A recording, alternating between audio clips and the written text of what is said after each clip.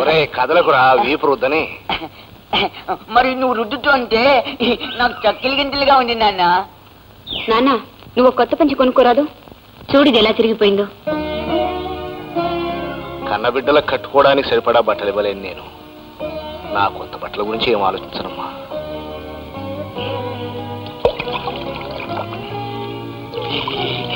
చలేస్తుంది.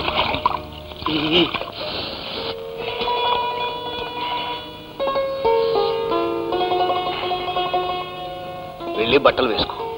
మరేమో స్నానం చేశాక సూర్యుడికి దండం పెట్టుకోవాలి కదా. రచించండి త్వరగా రచించండి. తూర్పాటు కాదురా ఇటు.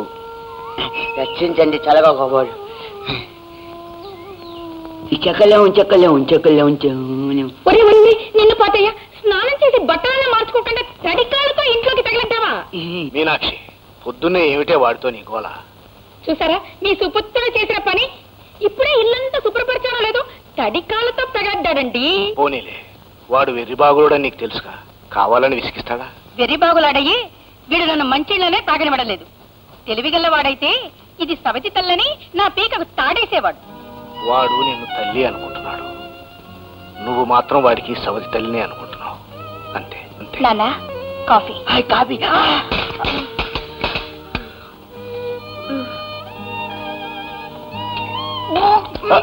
నిన్ను ఊరుకో మీనాక్షి, నెమ్మదిగా తాగు. అదేమిటండి మీరు తాకుండా వాడికిచ్చేస్తున్నారు? మీకిచ్చినవన్నీ వాడి నోటికి అందించడానికే సరిపోతుంది. ఈ ప్రపంచంలో ఎవ్వరికి కొడుకులే లేనట్టు ప్రేమంతా వడపోసేస్తున్నారు.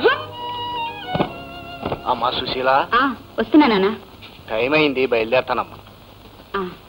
ఇదిగో ఇదిగో నాన్న. చాలమ్మా, నన్ను చూసుకోవడానికి మీరిద్దరూ ఉన్నారు. నానా వీళ్ళిద్దరేనేంటి, నేను ఉన్నాను.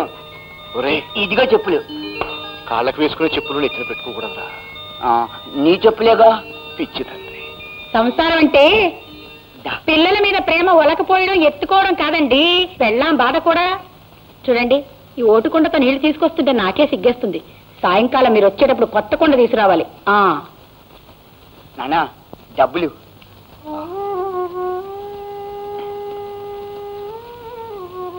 పొన్నుకులు తెస్తాలేరా. రాజుని మీ అమ్మ ఆశీర్వదించి వ్రాయినదేమనగా ఇక్కడంతా క్షేమం, నా ఆరోగ్యం బాగానే ఉన్నది. నువ్వు పంపిన మనీ ఆర్డర్ అందినది. నీకు రాసిన 2 ఉత్తరాలకి నాకు జవాబు రాలేదు. ఈ ఉత్తరం అందిన వెంటనే జవాబు రాయవలను. ఇట్లు మీ అమ్మ. మీ అబ్బాయి బొంబాయి అడ్రస్సేనా? రాశాను.